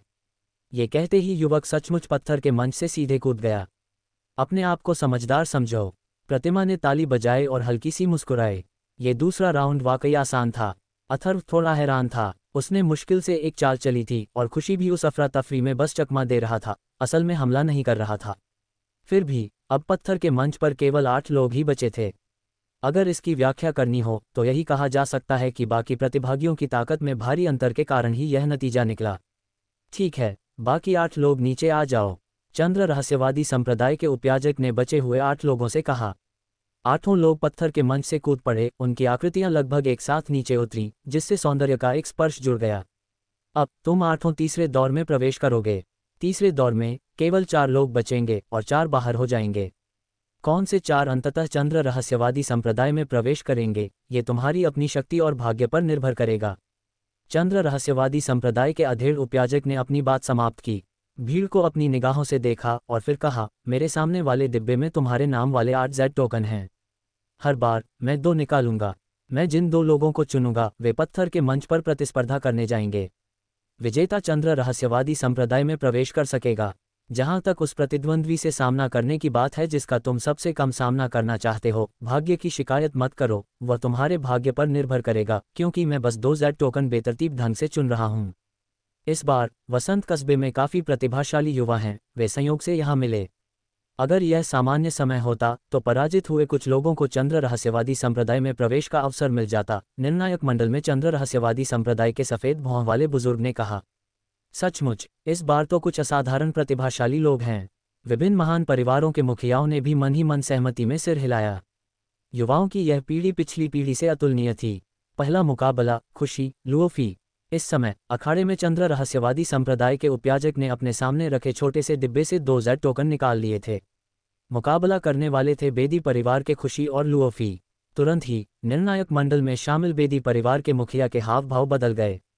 राजद तो सिर्फ दूसरे दर्जे का मार्शल योद्धा था, जबकि खुशी पहले से ही 9वें दर्जे का मार्शल योद्धा था। यह अंतर बिल्कुल भी छोटा नहीं था। चंद्र रहस्यवादी संप्रदाय के पुजारी ने कहा, तुम दोनों ऊपर जाओ। पत्थर के मंच से गिरना नुकसान के समान होगा। फुस। राजद के चेहरे पर कुछ बेबसी थी, लेकिन वह तुरंत पत्थर के चबूतरे पर कूद पड़ा। बेदी परिवार का सदस्य होने के नाते, हालांकि वह जानता था कि वह जीत नहीं सकता, वह इतने सारे लोगों के सामने कमजोरी नहीं दिखा सकता था। खुशी के हाव भाव में ज्यादा बदलाव नहीं आया। उसके सुंदर शरीर में सच्ची क्यूई का कंपन हुआ जैसे ही उसने पत्थर के मंच पर छलांग लगाई। एक खूबसूरत चाप बनाया जिसने कई युवकों के दिलों में लहरें पैदा कर दीं। चलो शुरू करते हैं। खुशी ने राजद की ओर देखा और धीरे से कहा। उसका पूरा शरीर ट्रू क्यूई से कंपन कर रहा था। उसका शरीर एक धुंधली झिलमिलाती ट्रू क्यूई बाधा में लिपटा हुआ था। मिस शमशीर, मुझे माफ करें, राजद ने धीरे से कहा। उसके हाथ में पहले से ही एक हरी लंबी तलवार थी।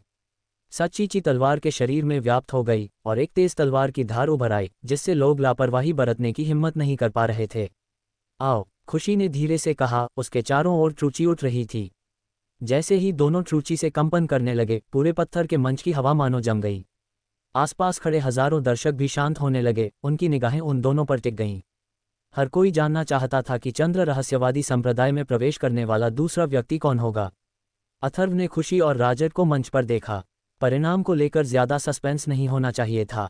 तुरंत अथर्व की नज़र दूर कुइयू पर पड़ी। नौकरानी कुइयू भी अथर्व को देख रही थी। अथर्व की नज़र देखकर उसने थोड़ा सा सिर हिलाया। उसे अपनी युवा मालकिन की कोई चिंता नहीं थी। फुफ। राजद ने गहरी सांस ली। उसकी तलवार से एक तलवार की ऊर्जा फैली, जिसने पत्थर के चबूतरे पर एक स्पष्ट निशान बना दिया। चिंगारियों की बौछार लिए वह तुरंत खुशी की ओर झपटा। खुशी के हाव भाव में ज्यादा बदलाव नहीं आया। जब राजट की आकृति 5 मीटर के भीतर पहुंची तो उसका शरीर हिल गया। अपने पैरों की उंगलियों को जमीन पर हल्के से थपथपाते हुए उसका शरीर तेज हवा में गिरते पत्ते की तरह लहरा रहा था, टिमटिमा रहा था। एक पल में उसकी राह राजट की आकृति से टकरा गई। उसी क्षण खुशी ने हाथों की मुहरें बना लीं। उसके चारों ओर तीव्र नीली रोशनी फैल गई। उसकी सुंदर कलाई उसकी आस्तीन से बाहर निकली, उसका पतला जेड जैसा हाथ उठा और फिर बेहद स्वाभाविक रूप से उसने उसे क्षैतिज रूप से घुमाया। उसके हाथ में पानी की 5 धाराएं 5 छोटी छोटी धारें बना रही थीं, जो हवा को चीरती हुई राजट की ओर बढ़ रही थीं। राजट का चेहरा उतर गया। हड़बड़ी में उसने अपनी लंबी तलवार से 5 तलवारों की परछाइयां काट दी, जो क्रमशः 5 पानी की धारों पर लगीं। तलवारों की परछाइयां हवा को चीरती हुई अपने साथ एक सीटी जैसी हवा की आवाज़ लेकर आईं, जैसे आसपास की हवा को एक तरफ धकेल दिया गया हो। हुश हुश हुश। जब ये ताकतें आपस में टकराईं तो हालांकि तलवार की परछाइयों से पानी की धारें चकनाचूर हो गईं, राजट का शरीर लड़खड़ा गया और वह 10 कदम से भी ज्यादा पीछे उड़ गया। फिर उसने अपनी लंबी तलवार से पत्थर के चबूतरे पर चिंगारियों की एक लकीर खींचकर खुद को स्थिर किया। इसी क्षण खुशी की आकृति चमक उठी और फिर से प्रकट हुई। उसकी सुंदर आकृति का हाथ हिला और उसके दाहिने हाथ में आधा मीटर व्यास का नीला पानी का गोला संघनित हो गया। उसने एक प्रचंड बल लेकर उसे राजट की ओर क्षैतिज रूप से फेंका। पानी के गोले के दमनकारी बल ने हवा में लहरें पैदा कर दीं। 9वें स्तर के मार्शल योद्धा की शक्ति निश्चित रूप से कम नहीं थी। राजट की अभिव्यक्ति फिर से डूब गई। उसने अपनी तलवार पत्थर के चबूतरे से निकाली, एक हाथ से एक मुहर बनाई और सच्ची ची को उसमें डाल दिया। तलवार का शरीर गूंज उठा। फिर दांत पीसते हुए वह उछल पड़ा और अपनी तलवार को जोर से आगे बढ़ाया। तलवार ने अदृश्य हवा में एक चमकदार चाप बनाया। तीखी तलवार की नोक पर एक तलवार की परछाई जैसी हल्की धार हवा के प्रतिरोध को भेदती हुई प्रतीत हुई। तुरंत ही तलवार की नोक दर्जनों प्रकाश किरणों में बदल गई, जिससे तलवार की चमक पैदा हो गई। तीखे फुसफुसाहट की एक श्रृंखला के साथ तलवार की परछाई और पानी की गेंद एक धमाके के साथ टकराईं। जैसे ही दोनों एक दूसरे से टकराए, दो शक्तिशाली शक्तियां तुरंत टकरा गईं। तलवार की नोक पर लगी तलवार की धार मानो पानी की गेंद में समा गई और राजट के हाथ में तलवार हिलने डुलने में पूरी तरह असमर्थ हो गई। तभी पानी का गोला आगे बढ़ा और तलवार का शरीर सचमुच एक बेहद घुमावदार चाप में मुड़ गया, मानो अभी 2 टुकड़ों में टूट जाएगा। राजट की आंखें भय से भर गईं और वह बार बार पीछे हटता रहा। ये दृश्य देखकर कई लोगों के पसीने छूट गए। राजट के लिए राजट की ताकत में बहुत अंतर था, उसका कोई मुकाबला नहीं था। फुसफुसाहट। ठीक इसी क्षण खुशी की आकृति फिर से एक भूत की तरह प्रकट हुई। उसकी सुंदर कलाई थोड़ी सी उठी, उसकी जेड हथेली ऊपर उठी और बिना किसी हिचकिचाहट के एक नीली हथेली का निशान प्रकट हो गया। उसकी हथेली से प्रचंड जल गुण ट्रूक्यूई निकला और राजट के दाहिने कंधे पर जा लगा। शक्तिशाली बल निकला और राजट के शरीर के चारों ओर की सुरक्षात्मक ट्रूक्यूई तुरंत टूटकर बिखर गई। जैसे ही जेड हथेली जमीन पर गिरी, राजट का शरीर तुरंत टूटी हुई डोरी वाली पतंग की तरह जमीन पर गिर पड़ा। जैसे ही वह नीचे उतरा, एक धमाके के साथ राजट का शरीर बिना किसी संदेह के पत्थर के मंच के नीचे गिर गया। खुशी जीत गया। चंद्र रहस्यवादी संप्रदाय के उपयाजक ने घोषणा की। नियमों के अनुसार पत्थर के चबूतरे से गिरना हार माना जाता था। पहले मैच में खुशी ने सफलतापूर्वक एक स्थान हासिल कर लिया और चंद्र रहस्यवादी संप्रदाय में प्रवेश कर सका। खुशी की सुंदर आकृति पत्थर के चबूतरे से उतरी और हल्की सी मुस्कान के साथ अथर्व के पास पहुंची। ऐसा लग रहा था जैसे सब कुछ उसकी उम्मीदों के मुताबिक ही था और उसने जरा भी आश्चर्य नहीं जताया। 15,000 सोने के सिक्के। अथर्व इस पल मन ही मन मुस्कुराया। खुशी की जीत के साथ उसके 1,500 स्वर्ण मुद्राओं के निवेश ने उसे केवल 3 दिनों में 10 गुना कमाई करा दी थी। काश उसे पता होता तो वह निवेश के लिए और भी पैसे इकट्ठा कर लेता। दूसरा मैच अनंग यांग किंग। चंद्र रहस्यवादी संप्रदाय के अधेड़ उपयाजक ने एक बार फिर छोटे डिब्बे से 2 जेड पर्चियां निकालीं। ये मुकाबला अनंग और यांग किंग के बीच था। अथर्व ने अपनी नज़र यांग किंग पर केंद्रित कर दी। वह वास्तव में सक्सेना परिवार से था, जिसने शुरू में प्रतिमा का अनुसरण किया था। वह 18 साल का था, आलीशान कपड़े पहने हुए था और उसकी आंखों में अहंकार की झलक थी। उसकी साधना मार्शल योद्धा के दूसरे स्तर पर ही थी, लेकिन फिर भी वह काफ़ी अच्छी थी। हालांकि भीड़ में वह पहले वाले राजत से अलग नहीं था। अनंग मन ही मन खुश होकर हल्के से मुस्कुराया। यांग किंग से मुलाकात होना बेशक सौभाग्य की बात थी। अगर नृपेश से मुलाकात होती तो दुर्भाग्य होता। एक छलांग के साथ अनंग साफ और निर्णायक रूप से पत्थर के मंच पर चढ़ गया। मार्शल योद्धा के तीसरे स्तर पर उसकी साधना उसे एक महत्वपूर्ण लाभ प्रदान करेगी। इस समय यांग किंग के हाव भाव बहुत अच्छे नहीं थे। वह अपने दिल में जानता था कि हालात उसके लिए अच्छे नहीं लग रहे थे, फिर भी वह शान से पत्थर के मंच पर चढ़ गया। यान किंग, मेरे लिए नीचे उतरो। जैसे ही यान किंग पत्थर के चबूतरे पर पहुंचा, अनंग ने सच्ची ची से मिश्रित एक ठंडी चीख निकाली। उसका शरीर थोड़ा कांपा और मिट्टी के पीले रंग की सच्ची ची की एक परत ने उसे तेजी से ढक लिया, जिससे उसके सामने एक सच्ची ची का घेरा बन गया। उसने अपने गले से एक धीमी गर्जना निकाली, पृथ्वी बरबर मुट्ठी। जैसे ही अनंत की चीख धीमी हुई, उसके हाथों की मुहरें घनी हो गईं और उसने अपने हाथों को सामने की ओर मोड़ लिया, जिससे मुट्ठी का निशान हवा में फैल गया और एक ध्वनि धमाका हुआ। ये शक्तिशाली बल यान किंग की ओर तेजी से टूट पड़ा। प्रतिद्वंद्वी की ताकत का एहसास होते ही यान किंग चौंक गया और उसके हाव भाव थोड़े बदल गए। उसने अपना हाथ हिलाया, हाथ की मुहरें बनाईं और जोर से अपना दाहिना हाथ पीछे की ओर घुमाया। उसकी हथेली से एक भयंकर अदृश्य शक्ति फूट पड़ी। दोनों ही ताकतें कमजोर नहीं थीं, बल्कि हवा का एक झोंका था जो पत्थर के चबूतरे पर बह रहा था। अंततः इन दोनों शक्तिशाली ताकतों में भीषण भिड़ंत हुई। टकराना। जैसे ही दोनों प्रचंड ताकतें आपस में टकराईं, एक छोटे बवंडर की तरह शक्ति के एक भंवर ने तुरंत दोनों को घेर लिया। फिर यान किंग को नुकसान होता हुआ दिखाई दिया। वह लड़खड़ाते हुए पीछे की ओर गिर पड़ा। ताकत के एक स्तर के अंतर का मतलब था कि उसकी शक्ति में काफी कमी आई। यान किंग, तुम मेरे प्रतिद्वंद्वी नहीं हो। नीचे उतर जाओ। अनंत ने हल्की सी ठंडी चीख मारी और उसका पैर फौरन जमीन पर पड़ा। उसका शरीर ऊपर उठा और उसने एक और मुक्का मारा। अनंत, तुम्हें घमंडी होने की जरूरत नहीं है। यान किंग जोर से चिल्लाया। उसका शरीर तेजी से एक तरफ हट गया और वह अनंत के मुके से बाल बाल बच गया। तो क्या हुआ अगर मैं घमंडी हूं? ऐसा इसलिए है क्योंकि आपकी ताकत पर्याप्त नहीं है। अनंत ने एक और ठंडी चीख मारी। जैसे ही यान किंग तेजी से पीछे हटा, अनंत का पैर फिर से जमीन पर जोर से पड़ा और उसका शरीर तेजी से बाहर आ गया। उसके हाथों की मुहरें बदल गईं और उसके सामने हरी रोशनी से एक दर्जन से ज्यादा बैलें उभर आईं, एक अदृश्य सी अंतरिक्षीय लहर से गुजरते हुए, और फिर यान किंग के चारों ओर लिपट गईं, जिससे एक तेज सीटी जैसी आवाज निकली। अपने सामने तेज हवा का झोंका महसूस करते हुए यान किंग का चेहरा गंभीर हो गया। दोहरे गुणों वाले मार्शल कलाकार वाकई आम मार्शल कलाकारों से कहीं ज्यादा ताकतवर होते हैं। दोहरे गुणों के कारण उनका बचाव करना मुश्किल हो जाता है। जैसा कि एक दोहरे गुण वाले मार्शल कलाकार से अपेक्षा की जाती है, वे जो ताकत प्रदर्शित करते हैं वह समान स्तर के मार्शल कलाकारों की तुलना में कहीं अधिक मजबूत होती है। रेफरी के स्टैंड पर जयेश सक्सेना ने कहा, उसे उम्मीद थी कि उसके कबीले के यांग किंग को दबा दिया जाएगा। कबीले के नेता यांग, क्या आपके सक्सेना परिवार में भी एक दोहरे गुण वाला मार्शल कलाकार नहीं है? बलराज शास्त्री ने हल्की मुस्कान के साथ कहा, यह अभी भी आपके शास्त्री परिवार की तुलना में नहीं है। आपके शास्त्री परिवार में तो एक त्रिगुणात्मक मार्शल कलाकार भी है, यांग जियानफेंग ने धीरे से कहा। इस समय अखाड़े के पत्थर के चबूतरे पर एक दर्जन से ज्यादा लताओं की आड़ में यान किंग का शरीर थोड़ा सा एक तरफ झुका हुआ था। उसके कदम तेजी से पीछे हट रहे थे। उसके शरीर में सच्ची क्यूई तेजी से उमड़ रही थी और उसके दाहिने हाथ ने अनजाने में एक बड़ी कृपाण पकड़ ली थी। कृपाण की धार ठंडी रोशनी से चमक रही थी और उसने तुरंत एक लता पर वार किया। फुसफुसाहट की आवाज के साथ बेल टूट गई। फिर उसने कृपाण वापस खींची और फिर से वार किया, जिससे कई और बैलें क्षैतिज रूप से कट गईं। हालांकि बाकी बैलें पहले ही पहुंच में थीं। मेरे लिए ब्रेक लो, यान किंग जोर से चिल्लाया, और उसके शरीर से सच्ची ची का एक उभार फूट पड़ा। उसके हाथ में पकड़ा हुआ बड़ा कृपाण कांप उठा और एक ज्वाला ने तुरंत कृपाण के शरीर को घेर लिया।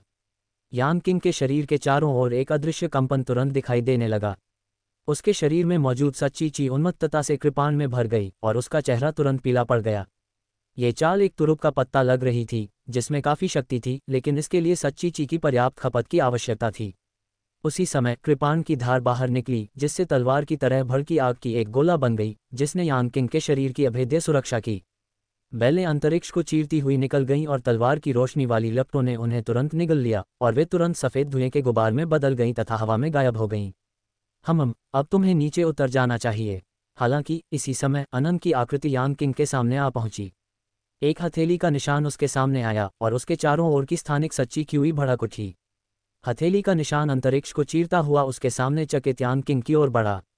हथेली के निशान के सामने हवा एक प्रचंड हवा में बदल गई जो बिखर गई और चीरती हुई हवा की आवाज गूंज उठी।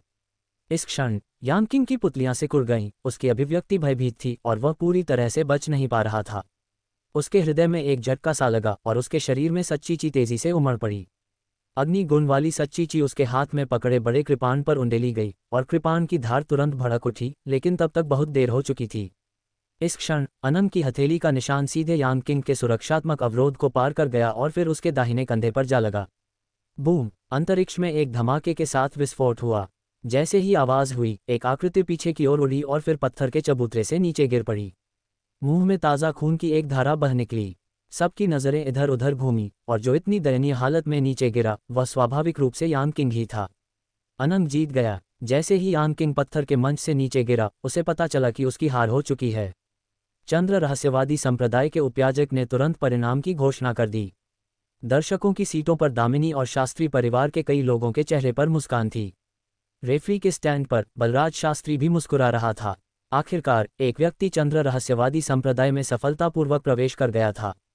हालांकि उसे तुरंत चिंता होने लगी।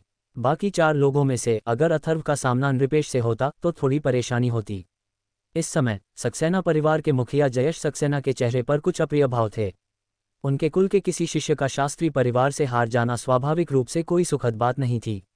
हम्फ। अनंत पत्थर के मंच से नीचे कूद गया और अथर्वयु को ठंडी नज़र से देखा।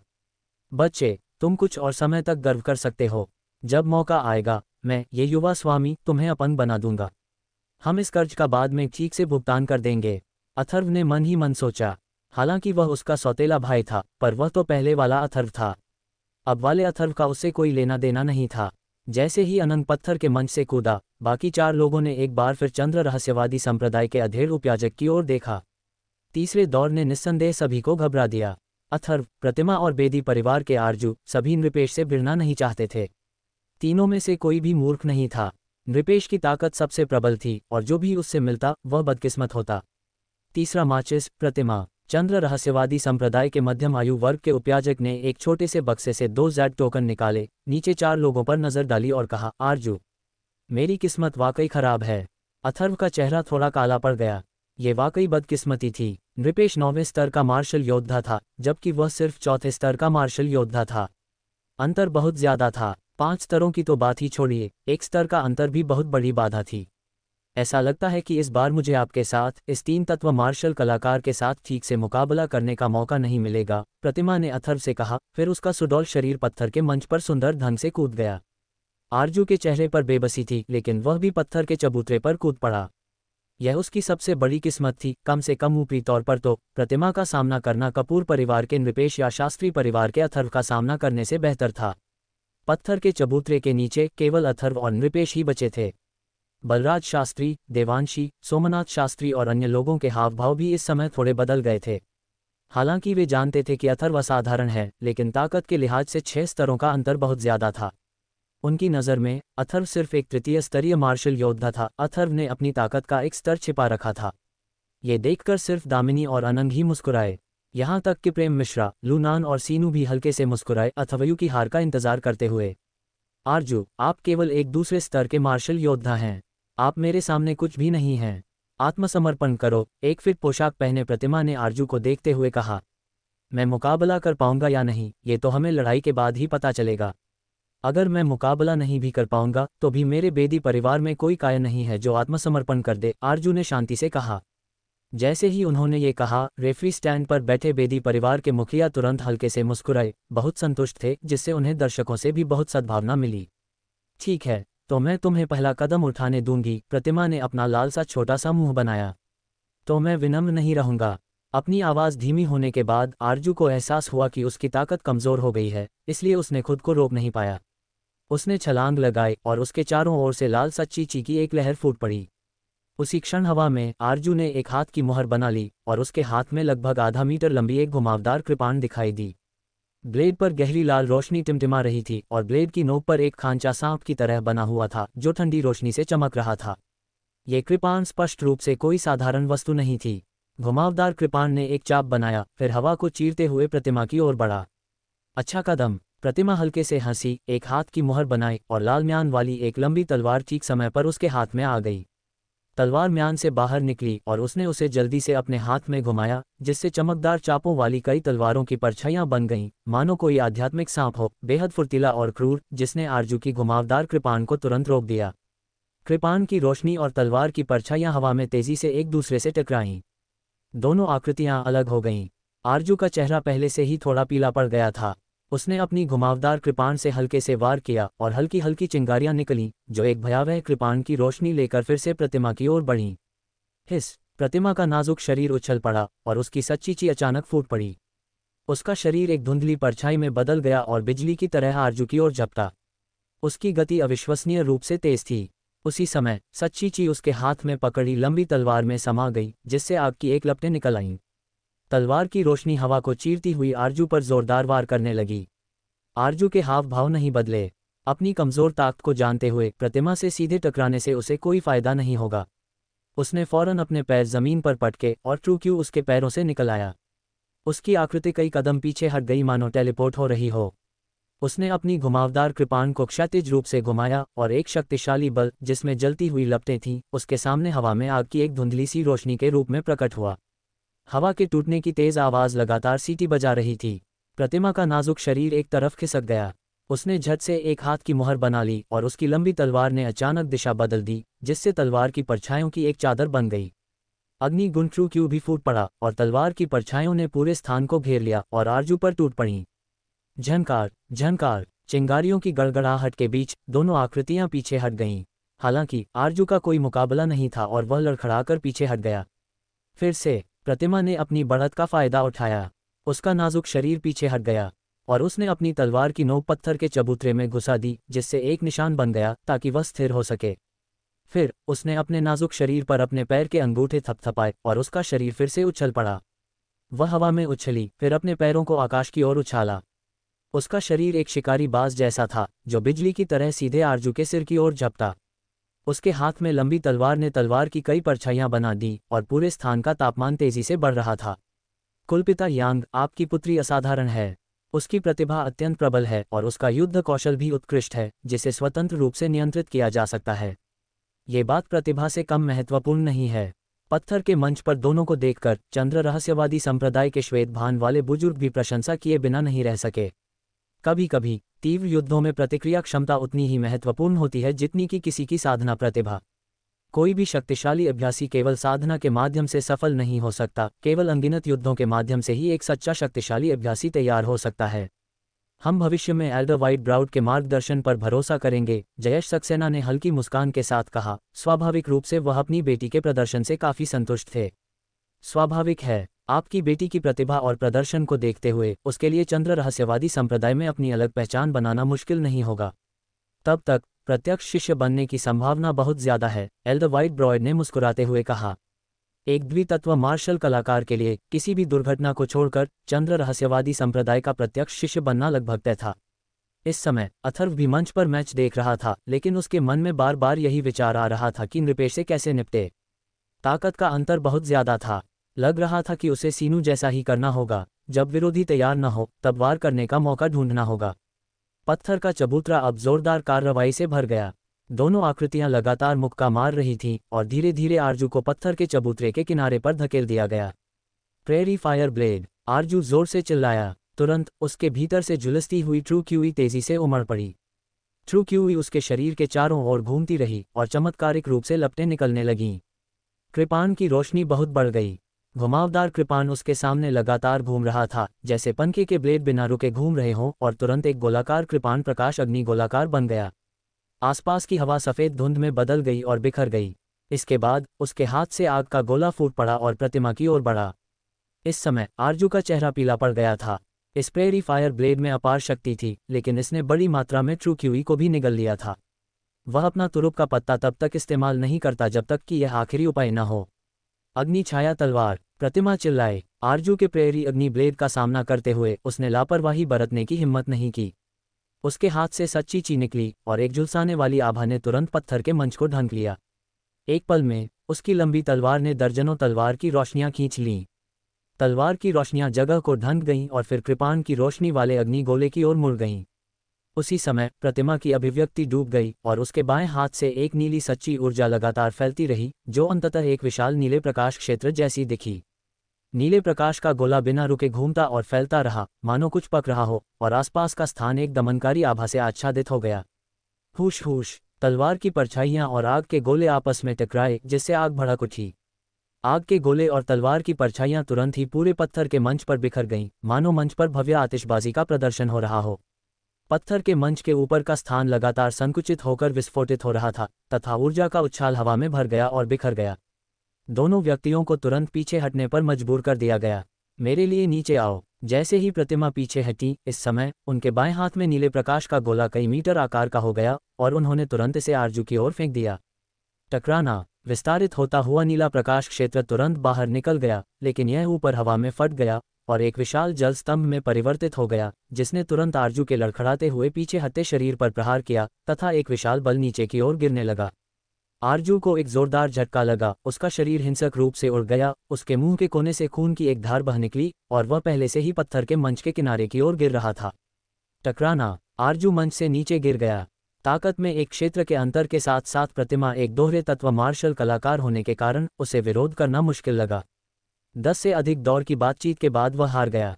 चंद्र रहस्यवादी संप्रदाय के मध्यम आयु वर्ग के पुजारी ने कहा, तीसरा मैच प्रतिमा जीतेगा। प्रतिमा की जीत ने उन्हें चंद्र रहस्यवादी संप्रदाय में प्रवेश करने वाला चौथा व्यक्ति बना दिया। तुरंत ही दर्शकों में से कई युवा जोर से जयकार करने लगे, जिससे ये संकेत मिला कि प्रतिमा के काफी प्रशंसक थे। यदि आप नृपेश को हरा सकते हैं और चंद्र रहस्यवादी संप्रदाय में प्रवेश कर सकते हैं, तो हमारे पास अभी भी प्रतिस्पर्धा करने का मौका होगा, प्रतिमा ने पत्थर के मंच से कूदकर अथर्व से कहा। नृपेश, अथर्व, चौथा मैच तुम दोनों आगे बढ़ो। चंद्र रहस्यवादी संप्रदाय के मध्यम आयु वर्ग के उपयाजक ने नृपेश और अथर्व से कहा। अथर्व को कुछ जटिल अभिव्यक्ति के साथ देखते हुए ये सोचकर कि अथर्व की किस्मत वास्तव में खराब थी, नृपेश का सामना करना पड़ा। यह अंतर इतना बड़ा था कि 3 तत्वों वाला मार्शल कलाकार भी इसका विरोध नहीं कर सकता था। बच्चे, मुझे देखने दो कि 3 तत्व वाले मार्शल कलाकार में क्या असाधारण बात है। नृपेश थोड़ा मुस्कुराया, फिर पत्थर के मंच पर कूद गया। उन्होंने अथर्व जैसे त्रिस्तरीय योद्धा से निपटने पर ज्यादा ध्यान नहीं दिया। वह 3 स्तरीय योद्धा और 9 स्तरीय योद्धा के बीच का अंतर अच्छी तरह से जानता था, अंतर सिर्फ थोड़ा सा नहीं था। अथर्व की अभिव्यक्ति गंभीर हो गई और फिर उसकी असली ऊर्जा उसके चारों ओर कंपन करने लगी। वह पत्थर के मंच पर कूद गया, ये सोचते हुए कि उसे स्थिति के अनुसार खुद को ढलना होगा। पत्थर के मंच पर दोनों को खड़ा देखकर दामिनी, अनंग, झाओ हेमिंग और अन्य लोगों ने थोड़ा उपहास किया। भीड़ में लगभग कोई भी अथर्व के बारे में आशावादी नहीं था। जो कोई भी मार्शल कलाकारों के बारे में कुछ समझ रखता था, वह जानता था कि 3 स्तरीय योद्धा और 9 स्तरीय योद्धा के बीच कितना बड़ा अंतर होता है। दर्शक दीर्घा में नौकरानी छाया भी इस समय पत्थर के मंच को देख रही थी।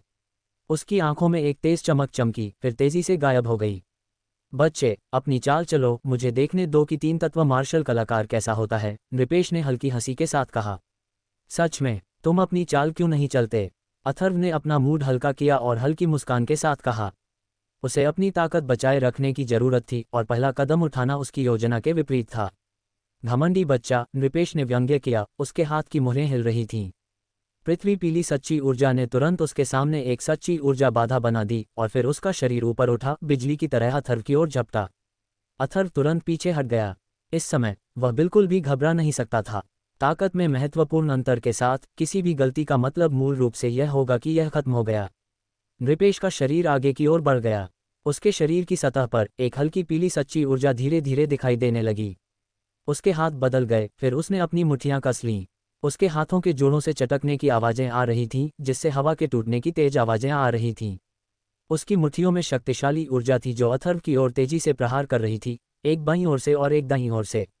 अथर्व ने सीधे तौर पर प्रतिरोध करने की हिम्मत नहीं की, उसका शरीर तुरंत पीछे हट गया।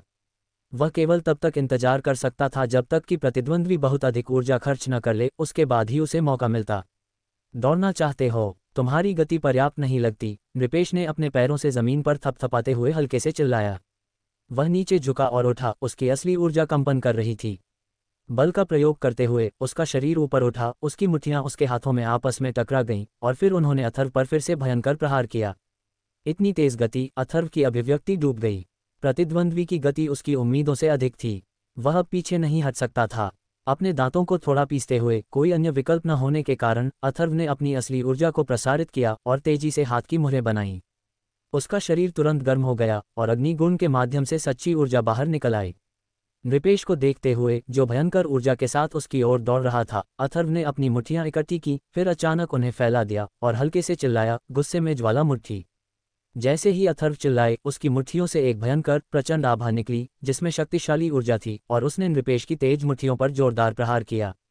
बैंग बैंग, 2 स्थानिक विस्फोट हुए, शक्तिशाली ऊर्जा बढ़ी और बिखर गई तथा आग की लपटें हर जगह फैल गईं। अथर्व ने तुरंत अपनी मुट्ठियों पर एक विशाल बल महसूस किया। उसकी मुट्ठियों में तीव्र दर्द फैल गया और उसका शरीर अनायास ही पीछे की ओर लड़खड़ा गया, उसकी असली ऊर्जा भीतर उमड़ पड़ी। 10 कदम से अधिक पीछे हटते हुए अथर्व के पैरों ने जमीन को कसकर पकड़ लिया और अंततः उसका शरीर स्थिर हो गया। उसने अपने अंदर की सच्ची ऊर्जा को बलपूर्वक दबा दिया। प्रतिद्वंद्वी की ताकत उसकी तुलना में बहुत अधिक थी। बुरा नहीं है, आप मेरी 80% ताकत ले सकते हैं, लेकिन ये पर्याप्त नहीं है, नृपेश ने हल्के से कहा। अभी तक तो उसने अपनी 80% शक्ति ही प्रयोग की थी। उसकी शक्ति का केवल 80% ही इतना शक्तिशाली है। अथर्व का दिल बिना दिखाए ही बैठ गया। इस नृपेश से निपटना बहुत कठिन था। फिर आओ। जैसे ही नृपेश ने बोलना समाप्त किया, उसका पैर फिर से जमीन पर जोर से पड़ा। इस बार उसकी गति पहले से कहीं अधिक तेज थी। भयंकर गति से उसके सामने का स्थान टूट गया, जिससे हवा की एक लहर बन गई। प्रतिद्वंद्वी की ताकत महसूस करते हुए अथर्व का शरीर थोड़ा हिल गया। नृपेश की बड़ी मुट्ठी, जिसमें भयंकर ऊर्जा थी, एक कोण पर उसके कान के पास से गुजरी। मैंने तुमसे कहा था कि तुम्हारी गति पर्याप्त नहीं है। तभी अथर्व के कान के पास नृपेश की आवाज़ सुनाई दी। उसकी मुट्ठी पीछे और नीचे घूम गई और अथर्व के पेट पर अविश्वसनीय प्रहार किया।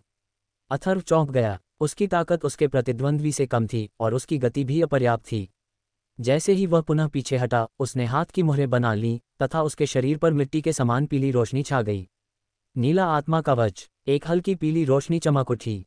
अथर्व के पास पहले से ही नीला आत्मा कवच तैनात करने के अलावा कोई विकल्प नहीं था। उसके शरीर पर हल्के पीले रंग का कवच था, जो गहरा और रहस्यमय प्रतीत हो रहा था।